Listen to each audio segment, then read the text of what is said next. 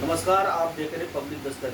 साथियों, हमारे साथ बहुजन मूवमेंट को चलाने वाले बहुजन मूवमेंट के पुराने साथी जो 40 साल से सब बहुजन समाज के लिए कार्य कर रहे हैं और महाराष्ट्र के रहने वाले हैं। हमारे साथ डॉक्टर सुरेश गवई हैं और हर प्रदेश में जहाँ चुनाव होता है, बहुजन आंदोलन होता है, वहाँ पर डॉक्टर सुरेश गवई पहुँचते हैं।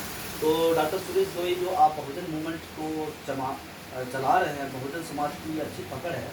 आप हरियाणा घूम कर आए हैं, क्या माहौल है हरियाणा में, किसी से? तो साथियों, मैं हूँ डॉक्टर सुरेश गवई। अखिल भारतीय मताधिकार समिति के माध्यम से बीजेपी मुक्त हरियाणा अभियान के अंतर्गत मैं हरियाणा में गया था और हरियाणा में हिसार में घुमा, करनाल में घुमा, मैं हंस में घुमा, मैं पानीपत सोनीपत में घुमा और मैं माहौल देखा कि आज हरियाणा के अंदर 10 साल से किसानों की हालत बहुत खस्ता है। गरीबों को नौकरी नहीं है, बेरोजगारी है, महंगाई बढ़ चुकी है और वहाँ का किसान त्रस्त हो चुका है। तो मैं सभी वाकई जो हरियाणा के मतदाता मुझे देख रहे होंगे, मैं मतदाता को जागरूक करने का काम करता। मैं कोई पार्टी का मैं नुमाइंदा नहीं हूँ, तो मैं घाटी को पार करता हूँ कि जो राजनीतिक पार्टियाँ देश के लोकतंत्र को बचाएंगे, देश के संविधान को बचाएंगी और देश के अंदर जो विकास के काम करेंगी, ऐसी राजनीतिक पार्टी को मैं मदद करूँ। वहाँ देख रहा हूँ मैं कई नजदीक लोग खड़े हैं, कोई वोट काटने खड़े, कोई वोट बांटने लिए खड़े। मैं चाहता हूँ हरियाणा के लोग मुझे सुन रहे होंगे तो आपको आपका कीमती वोट आपके हरियाणा के विकास को देना है।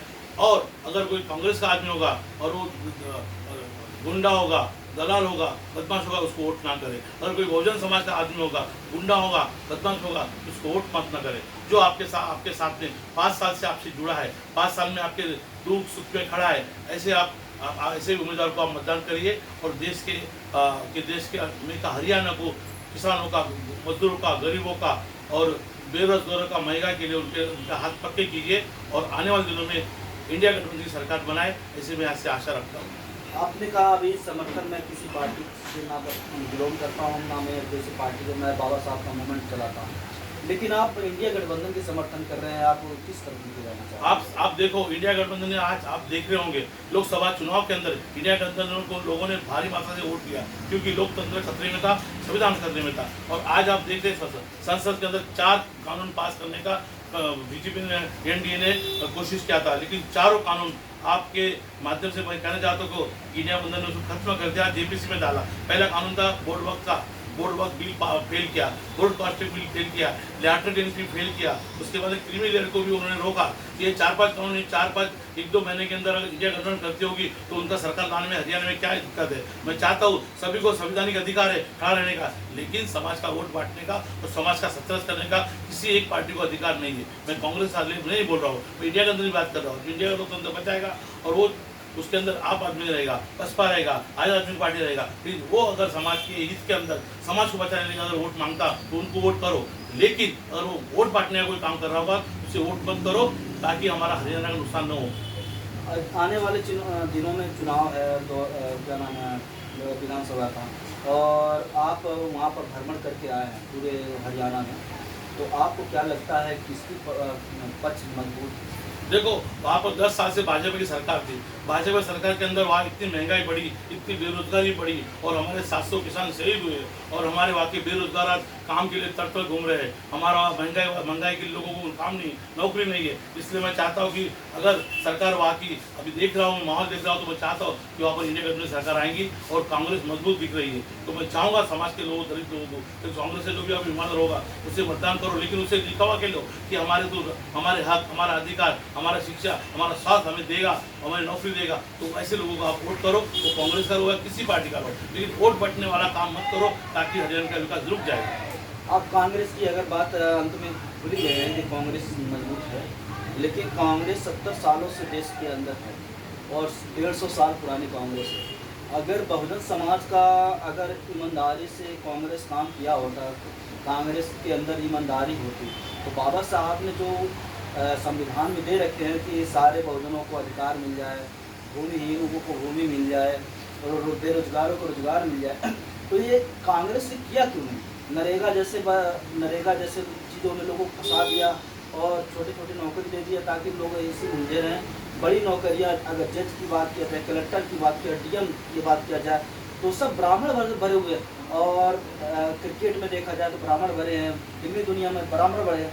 आप किस कांग्रेस की बात कर रहे हैं? कांग्रेस के ही राज में ब्राह्मण मजबूत हुए हैं। देखो, कांग्रेस का राज 10 साल पहले क्या था, 60 साल पहले क्या था, आप सबने देखा है। कांग्रेस के ज़माने के अंदर आरक्षण लागू हुआ है और कांग्रेस ने 15% आरक्षण देने की वादा किया था, लेकिन कांग्रेस ने दलितों को, बहुजनों को 3.5% आरक्षण दिया। उसकी वजह से बहुत जगहों पे लोगों को गवर्नमेंट सरकारी पाई है। लेकिन आज के 10 साल में आप देखोगे तो कांग्रेस ने 3.5% मतदान और नौकरी दी थी।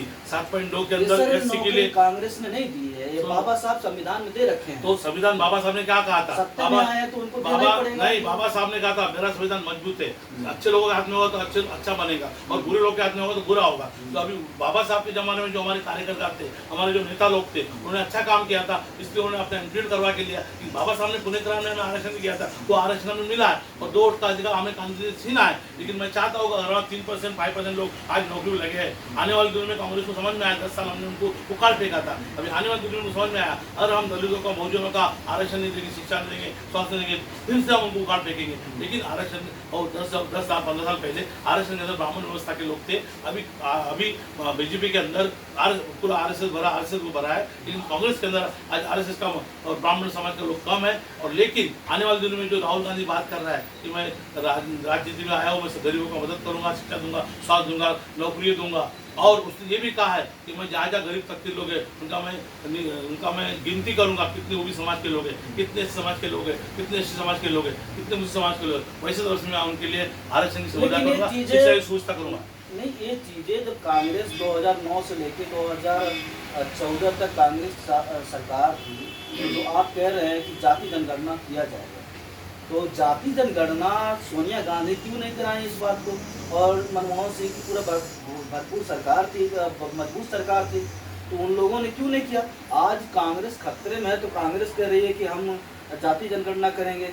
70 साल पहले जो क्यों नहीं की कांग्रेस ने? देखो, उस टाइम कांग्रेस में मुद्दे नहीं थे, आज समाज ने उनको 10 साल पीछे रख के मुद्दे दिए। हमने उनको जातिकरण के बारे में बताया, उनको शिक्षा के बारे में बताया, उनको बोला कि वर्गीकरण के बारे में बताया कि आप राजनीति के अंदर जिसकी संख्या भारी उसकी उससे जिम्मेदारी। कांग्रेस से डॉक्टर बाबा साहब अम्बेडकर लड़ते रह गए, उन्होंने कांग्रेस ने ही तो खिड़की के रास्ते भी घुसने नहीं दिया सदन में, तो आप कांग्रेस की तारीफ कैसे कर रहे हैं? बाबा साहब के सामने जगजीवन राम जी को खड़ा कर दिया और कांग्रेस मजबूत हुई और बाबा साहब कमजोर हुए। कांग्रेस की बात देखो भाई, आप समझ नहीं पा रहे। कांग्रेस के जमाने में हमारे जो दलित वर्ग के लोग थे, बहुत लोग क्लास 1, क्लास 2, क्लास 5 नौकरी पे लगे हैं और कांग्रेस ने इम्प्लीमेंट किया है। आप पूरी बात करो, सुनो, क्योंकि कांग्रेस ने तुम्हें जो दिया है, जो अभी 10 साल में पूरा गया है, आप सोचो 3% आरक्षण भरा और आज 10 साल में बीजेपी काल करते 0% आरक्षण हो चुका है। शिक्षा में, नौकरियों में बेरोजगारी आ गई है, उसमें ठेकेदारी आ चुकी है। अब ये सब बातें देखने के बाद में हमारा दलित जो पहले से मजबूर है वो मजबूत नहीं हो पाया। और आप जो कांग्रेस की बात कर रहे हैं, कांग्रेस ने तुम्हारे लिए कुछ नहीं किया, तो मैं सब बात चाहता हूँ, कांग्रेस ने बाबा साहब को उन्होंने संविधान सभा भी लिया कि आप जाके पढ़ लो अगर नहीं मालूम हुआ तो। जब संविधान सभा में कांग्रेस ने बाबा साहब को लिया, बाबा साहब ने बंगाल के लोगों ने नहीं दिया, बंगाल ने, मैं बोलता मंडल साहब ने बाबा साहब को बंगाल जिता के लाया था। लेकिन जब जिता के लाने के बाद में बाबा साहब को डिवाइड होने के बाद बाबा साहब पश्चिम बंगाल पाकिस्तान में चले गए। लेकिन बाद में कांग्रेस को खुद को निंदा लगी, इसलिए उन्होंने बाबा साहब को बम्बई से जिता के लाया और उनको संविधान सभा में भेजा।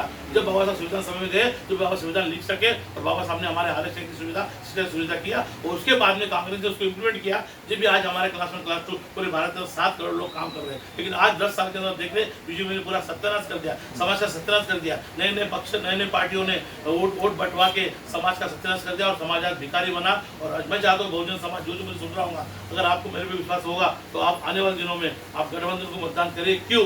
कि आपका अगर लोकतंत्र बचाना होगा, बीजेपी आपका लोकतंत्र बचा सकते नहीं, हमारे निर्दलीय पार्टियां लोकतंत्र बचा सकते नहीं। निर्दलीय पार्टियां बाबा साहब का नाम लेके बड़े लोगों को भावनिक बना के वोट बटोर लेती, बटोरने के बाद में हमारा आरक्षण निकल जाता है, शिक्षा निकल जाती है और आज हमें बीजेपी अत्याचार कर रहा है। और बीजेपी मुक्त भारत का अभियान के माध्यम से बीजेपी को मुक्त करने के लिए मैं पूरे भारत में घूम रहा हूँ। आप सीधा तौर से क्यों नहीं कहते कि छोटे छोटे पार्टियां बहुजन बाबा साहब के नाम पे लेके वोट बांट रहे हैं? उनकी उसमें सब बहुजन समाज पार्टी भी है, भीम आर्मी भी है, तो इसमें से कौन बहुजन समाज पार्टी क्या वोट नहीं करने लायक है? क्या बहुजन समाज के लोग राजनीति नहीं करने लायक है? बाबा साहब ने BJP संविधान कांग्रेस रहेगी। बाबा साहब ने संविधान सबको BJP अधिकार दिया है। बाबा साहब ने संविधान सबको अधिकार दिया। बाबा साहब ने कहा कि वोट बांटने मेरा की बात अब कहा उसके है। अंदर ही बात बता रहा हूँ मैं। वोट बांटने का काम क्यों कर रहे हैं? 17 साल से देख लो हमारा चुनाव लड़ रहे हैं आरक्षण ना, वोट थोड़ी चुनाव, अरे संविधान के अधिकार है तो आप वोट काटने का काम भी कर रहे हैं नहीं, और वोट समाज को गुमराह कौन कर करता रहे है? हैं, वोट समाज को अगर- भावने कर रहे हो, हमको वोट दो, हमको वोट दो, और जीत के नहीं आ रहे। जीत के नहीं आने के बाद में हमारा समाज बिखरा हुआ है, फिर डरा हुआ है, फिर हमें 3% की जनसंख्या वाली सा कांग्रेस, जिसके पास 3% वोट है, वो सरकार में सबसे बड़ी मजबूत पार्टी बनी मानी जाती है। 100 साल पुरानी पार्टी, 150 साल, और आज नई पार्टी आई है तो उसको लोग अगर वोट नहीं देंगे, ऐसे हम विरोध करेंगे तो क्या मजबूत हो पाएंगे? मैं किसी भी पार्टी का विरोध नहीं कर रहा हूँ। अपनी पार्टी का समर्थन मैं अपनी पार्टी का विरोध नहीं कर रहा हूँ। मैं तुम गुट गुट में बंटने की वजह से समाज का सनाज हो रहा है। अलग अलग ग्रुप बनाया, अलग अलग पार्टियां बनाया, अलग अलग संस्था बनाए, उसकी वजह से हमारा जो 90% समाज है SC ST OBC वो बिखर चुका है। इसलिए बहुजन समाज के लोग चुन के नहीं आते, और चुन के नहीं आए तो भाजपा को फायदा होता है और हमारे सरकारें नहीं आती है। इसलिए हमारी सरकार को लाना होगा तो सभी बहुजन पार्टियां, सभी दलित पार्टियां, सभी SC ST OBC पार्टियां, मुस्लिम पार्टियां एक होना चाहिए। फिर जोड़ तोड़ के लड़ोगे तो हम बीजेपी को हराएंगे और फिर कांग्रेस को भी हराएंगे। लेकिन हम टूट फूट के लड़ेंगे, बटेंगे, फूटेंगे तो हमारी सरकार नहीं बनेगी। मैं एक बात कह रहा हूँ, कटाक्ष कर रहा हूँ आपकी बातों पे। डॉक्टर बाबा साहब अम्बेडकर कांग्रेस से कहते, कांग्रेस आज तुम अकेले हो, लेकिन आने वाले कुछ समय में आज इतनी कांग्रेस पार्टियां, इतनी पार्टियां बन जाएगी, तुम कहाँ गायब हो जाओगे। उत्तर प्रदेश में बहुजन समाज पार्टी ने ऐसा करके दिखाया कि कांग्रेस उत्तर प्रदेश और बिहार से गायब हो गई जहाँ तक। और आज जब है कि कांग्रेस कमजोर है तो ये कह रही है कि बहुजन समाज पार्टी कमजोर कर रही है, समाजवादी पार्टी कमजोर कर रही है। इस तरह का आकलन लगा, जबकि कमजोर पार्टी ये है। ब्राह्मण 3% के ब्राह्मण, और 3% में 2% ब्राह्मण बीजेपी में चले गए, 1% ब्राह्मण जो चुनाव लड़ना है वो कांग्रेस में भरे। SC ST OBC का वोट लेके कांग्रेस आज हम पे कह रही है कि कांग्रेस, बीजेपी, BSP कमजोर है, आम आदमी पार्टी और अन्य पार्टी कमजोर है। तो आप किस तरह से कह रहे हैं कि कांग्रेस मजबूत है, और जो 100 साल पहले बाबा साहब ने कहा था कि आने वाले समय पे इतनी पार्टियां बन जाएगी, कांग्रेस गायब हो जाएगी, तो आप किस तरह से कांग्रेस का समर्थन करें? पहले तो मैं चाहूंगा, पूरे भारतवर्ष को कहना चाहूंगा, बाबा साहब ने रिपब्लिकन पार्टी ऑफ इंडिया खोला था। उसके अंदर बाबा साहब को बदनाम करके, बाबा साहब समाज को बदनाम करके लोगों ने अलग अलग पार्टियां खोली। बाबा साहब का नाम लेते, अपने चूल्हे, अपने दुकान खोल देते। बाबा साहब की पार्टी में आके काम करो ना। बाबा साहब पार्टी को अलग अलग गुटों में बांट के बदनाम कर दिया और अपनी पार्टियां बढ़ रहे। तो अपनी पार्टियां देखो, बहुजन पार्टियां कितनी पार्टियां हो चुकी भारत के अंदर, बहुत पार्टियां हो चुकी। इक्वालिटी है ना संविधान में, बाबा साहब ने अधिकार दे रखा है संविधान में कि हम चुनाव लड़े। जितने देश हैं, जितने प्रांत, छोटी जनता नहीं है, छोटी संख्या नहीं है हमारी, लोगों को बहुत बड़ा प्रदेश है, बहुत लोग, बड़े जनसंख्या हमारी है। तो पार्टियां अगर बनेगी नहीं तो जो छोटी पार्टियां हैं वो बड़ी बनी पड़ी है। तब तक अगर हम, तो आपको सोचना चाहिए कि हम बाबा साहब के समाज का नुकसान नहीं कर सके। हम पार्टियां खोलो, खड़े रहो इलेक्शन में, हमें बोलना नहीं है। लेकिन तुम्हारे अलग अलग लड़ने से हमारे समाज का सत्यानाश हो रहा है। मैं पूरे भारतवासी को SC ST OBC होता है, आप समाज एक हो जाओ, पार्टी को तो देखो मत। पार्टियां आएंगी जाएंगी, लेकिन बाबा साहब का संविधान, बाबा साहब लोकतंत्र और तुम्हारा हक अधिकार, शिक्षा बचाना होगा, आरक्षण बचाना होगा। तो आपको एकजुट होकर, समाज को एक होकर आने वाले दिनों में जो बाबा साहब का संविधान रक्षण करेगी, बाबा साहब शिक्षा आरक्षण देगी, ऐसी पार्टी को वोट करो। बहुजन समाज पार्टी जब पहली बार 2007 में पूर्ण रूप से सत्ता में आई थी तो गरीबों को, भूमिहीनों को जमीन दी। जो गरीब लोग थे, जिनको खटिया बैठने के अधिकार नहीं था, वो बहुजन समाज पार्टी के मुखिया ने ऐसा नियम लगाया। उत्तर प्रदेश में लोग खुल के घूमते हैं अब खटिया बैठने की बात, कि ब्राह्मण उनके पैर छूते हैं। आज बहुजन समाज पार्टी की वजह से पूरा भारत में उत्तर प्रदेश माना जाता है कि जागरूक प्रदेश हो गया है महाराष्ट्र के बाद। और आप महाराष्ट्र हैं और बाबा साहब से टू कॉपी हैं, और आप बात कर रहे हैं कि बाबा साहब का नाम लेके तुम लोग कर रहे हैं, बाबा साहब का फोटो लेके घूम रहे हैं। तो उसमें किसी गाइडलाइन नहीं है कि बाबा साहब को हम नहीं लेके घूमेंगे। हाँ, बात रहेगी कि कोई मान रहा है बाबा साहब को, कोई नहीं मान रहा है। बात इतना रहेगी, हाँ राजनीति करना उसमें गुनाह है। अगर कोई राजनीति कर रोटियाँ सेक रहा है तो गलत है, अगर बाबा साहब के विचारों पर चल रहा है तो गलत थोड़ी ना। तो रोटियां सेकना और दुकान खोलना बाबा साहब ने कभी नहीं खोला कि मेरे नाम से दुकान खोलो, मेरे नाम से अलग अलग पार्टियां खोलो, मेरे नाम से अलग अलग गुट तैयार करो। बाबा साहब ने कहा अगर आपको एकजुट मजबूत पक्ष बनाना होगा तो रिपब्लिकन पार्टी एकदम बड़ा करके आपको एक साथ जोड़ना है। तो अलग देश में, अलग प्रदेश में अलग अलग पार्टियां अलग लड़ रही है और आपस में गुट में लड़ रही है। तो इसे समाज का सत्यानाश हो रहा है, समाज का आरक्षण गया। बीजेपी हमारा एक संविधान का पन्ना कम कर रही है, और फिर भी हम लोग हमारे पार्टी में खड़े हैं। हमारे पार्टी में असला करता हूँ, अपील करता हूँ, अगर आप मुझे सुन रहे होंगे तो आपको सब भाईचारा करके एक होके SC ST OBC की पार्टियां एक होके बाबा साहब संविधान का हाथ में लेके आपको वोट मांगना होगा। आप अपना खुद का संविधान आके पार्टी का संविधान, मेरी पार्टी बड़ी, मेरी पार्टी बड़ी, मेरी पार्टी बड़ी, मेरी राष्ट्रीय पार्टी। तुम्हारी कहाँ राष्ट्रीय पार्टी है? तुम्हारा एक विधायक नहीं आता है, तुम्हारा खासदार नहीं आता है। आए भी तो उन्होंने 10-10 साल खासदार आए, तो क्या काम किया समाज के लिए? कुछ काम नहीं किया। सिर्फ 10-10 खासदार आए, एक खासदार समाज का भला कर सकता नहीं, एक सांसद समाज का भला कर सकता नहीं। 10 खासदार एक सांसद क्या भला करेगा? सिर्फ बोलने से लोगों को भावनिक बना के वोट बटरना, ये बाबा साहब के मिशन के विरोध में। जो बीजेपी आज कर रही है, मैं आपको जो बहुजन समाज पार्टी के आप कथा किए हैं, मैं जो बीजेपी आज कर रही है, कांग्रेस का पहले क्रियाकलाप है कि कांग्रेस जो शुरुआत कर रखी थी कि बीजेपी आरक्षण हटाना है, ये करना, फलाना ढिकाना जितना है, ये कांग्रेस की देन थी। उसके बाद बीजेपी उसको पूरा कर रही है, खुल के कर रही है। साथ काशीराम ने कहा कि हमें 2 पार्टियों से बचना है, एक सांपनाथ एक नागनाथ। कांग्रेस बीजेपी दोनों से बचना चाहिए। लेकिन आप कांग्रेस का अगर पक्षधार है तो मैं कांग्रेस का पक्षधार नहीं, मैं अखिल भारतीय मताधिकार समिति के माध्यम से मैं मतदाता को जागरूक कर रहा हूँ। मैं कांग्रेस में यहाँ से गद्दारी करता हूँ, कांग्रेस को उखाड़ फेंकेंगे। लेकिन मैं कांशीराम साहब की बात में काम किया हूँ, मैं कांशीराम में घुमा हूँ, मैंने बहुजन मूवमेंट चलाया। लेकिन बहुजन मूवमेंट 17 साल के अंदर हम देख रहे हैं, 80 बोल से कांशीराम साहब की मूवमेंट चली थी, लेकिन वो 10-15 साल पहले बिखर गई है। उसके अंदर टुकड़े हो चुके हैं, वो बढ़ चुके हैं और डिवाइड हो चुके हैं। इसलिए बाबा साहब के मिशन को कांशीराम साहब ने घर घर पहुँचाया था कि मैं उनका आदर करता हूँ, मैंने उनके साथ में काम किया। लेकिन कांशीराम नाम साहब के नई दुकान नहीं खोल सकते। बाबा साहब से हमने नई दुकानें खोली, कांशीराम साहब की नई दुकान खोल के आप समाज के लोगों को गुमराह कर रहे हैं और समाज के लोगों का सत्यानाश कर रहे हैं। इसलिए मैं समाज के मतदाता को जागरूक करना चाहता हूँ। अगर आप अपने घर में कोई आया बाबा साहब का नाम लेके, कांशीराम साहब लेके, तो उनको पहले पूछो कि तुमने समाज के हित के लिए अभी तक क्या काम किया। तो झगड़ा करने से, आंदोलन करने से क्रांति नहीं होती है। बाबा साहब के लोग मतदाता, बाबा साहब के विधायक, सांसद वहाँ कट्टा में जाना चाहिए। 110-50-60-100 चुन के जाएंगे तो बाबा साहब का बात सुनेंगे। अगर हम 1-2 जाएंगे तो हमारे ऐसी सत्यानाश होगा और हमारा समाज का नुकसान होगा। हमने वीडियो को लंबी कर दिया है। हम जिस सवाल से गए भटक गए हैं। हमने जो शुरू किया था वो सवाल पूछना भूल गया। आप हरियाणा में घूमे और हरियाणा में बीजेपी की सरकार है, तो आप बीजेपी की सरकार है और हरियाणा के लोग आंदोलन किए थे, किसान आंदोलन, तो किस तरह से उन लोगों ने बीजेपी की सरकार बनाई थी? देखो, वही लोग बीजेपी के पास में मसल पावर, मैन पावर और गुंडागर्दी, ED, ID, CBI थी। इसलिए बीजेपी ने वहाँ अलग अलग लोगों को डरा धमका के पार्टी 10 साल बनाई। ये आने वाले हरियाणा के अंदर, ये चुनाव के अंदर बहुजन के लोगों ने बीजेपी मुक्त अभियान के माध्यम से हरियाणा में सरकार बन रही है। वो कांग्रेस की बने, सपा बसपा की बने या किसी और की बने, लेकिन बीजेपी मुक्त अभियान के माध्यम से भारत के अंदर मतदाता को जागरूक करने का काम करता हूँ। और मतदार मेरे सुनेंगे तो मतदार का, समाज का भला होगा, बाबा साहब का लोकतंत्र बचेगा, संविधान बचेगा और बहुजन लोगों के हक अधिकार बचेंगे। बीजेपी मुक्त अभियान के अंदर से मैं सभी भारतवासियों को यहाँ से मैं अपील करता हूँ कि आने वाले दिन में कोई भी हरियाणा का चुनाव रहेगा या बिहार का रहेगा या यूपी का रहेगा या महाराष्ट्र का रहेगा, जहाँ भी रहेगा, तो आपको बीजेपी मुक्त अभियान के माध्यम से आपको बीजेपी को हराना है और आने वाले दिनों में बाबा साहब को मानने वाले पार्टी को जितना है। किसान 750 से ज़्यादा किसान शहीद हो गए और वही बीजेपी, वही हरियाणा की जनता, पंजाब की जनता बीजेपी की दोबारा सरकार बनाएगी, केंद्र में भी आ गई बीजेपी। तो आपको क्या लगता है कि दोबारा कांग्रेस आएगी या बहुजन समाज की कोई पार्टी आएगी या फिर से बीजेपी आने वाली? देखो, तो हरियाणा में तो नामुमकिन है बीजेपी आना।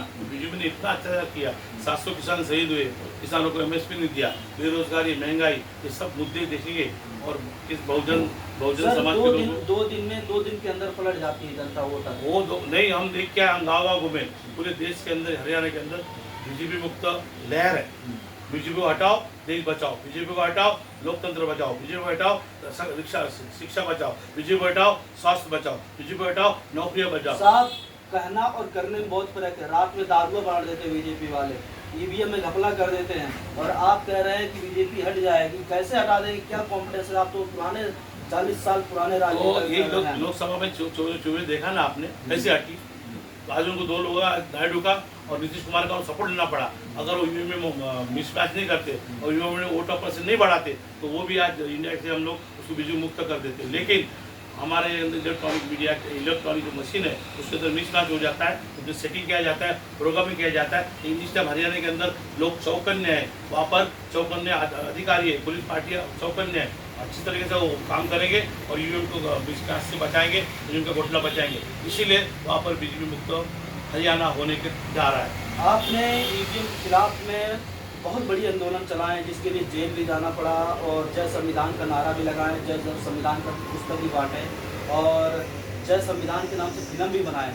लेकिन क्या आपके आंदोलन से किसी पे फर्क पड़ा? क्या आप जेल जाने से जनता पे या देखो, मैं आंदोलन समाज के हित के लिए करता हूँ। मैं जय संविधान नारा इसलिए लगाया था कि बहुजन वहाँ पर अन्ना हजारे बाबा साहब के लोकतंत्र के ऊपर अटैक कर रहा था, इसलिए जय संविधान मैंने नारा जंतर मंतर लगाया। वो आज नारा पूरे भारत के अंदर चल रहा है और मैंने किताब लिया था बाबा साहब का हाथ में, कहा था संविधान बचाओ देश बचाओ, संविधान में लोकतंत्र बचाओ, और वो मेरा नारा पूरे भारत में और सबके हाथ में मैंने 2024 के अंदर संविधान किताब दिया। तो मैं चाहता हूँ कि मेरा मूवमेंट कोई ना कोई देख रहे, अपने बड़े बड़े लोग देख रहे और वो मेरे मूवमेंट को आगे ले जा रहे, तो मैं समाधानी हूँ। मैं चाहता हूँ कि बाबा साहब कहीं ना कहीं जब जय संविधान का नारा आपने शुरू किया, जय संविधान का नारा आप फिल्में भी बनाए, जब कोई संविधान की बातें नहीं जानता था पूरी तरह से, 2018-17 की बात है, हमारी आपकी तब से दोस्ती पहचान है, लेकिन उस समय से जब जय संविधान का नारा आपने लगाया, आज जय संविधान का नारा घर घर लग रहा है, आपको तो कोई जानता ही नहीं है वो कि इसका संस्थापना जन्मदाता कौन है। हमें नाम से ना बड़ा नहीं, हम बड़ा नहीं चाहते, हमें नाम से नहीं जाने। हम जो मूवमेंट चला रहे हैं, बाबा साहब की मिशन चला रहे हैं, बाबा साहब की मिशन बच जाए, आगे चले जाए, ये हमारे लिए बहुत काफ़ी है। हमें नाम, हमें कोई पहचान की जरूरत नहीं है। हम बाबा साहब मिशन काम करते रहेंगे, आगे भी करते रहेंगे। जब तक जिंदा है, जब तक बाबा साहब संविधान को हम लोग रक्षक बनेंगे और देश के समाज को उसका रक्षक बनाएंगे, ये हमारी उम्मीद है।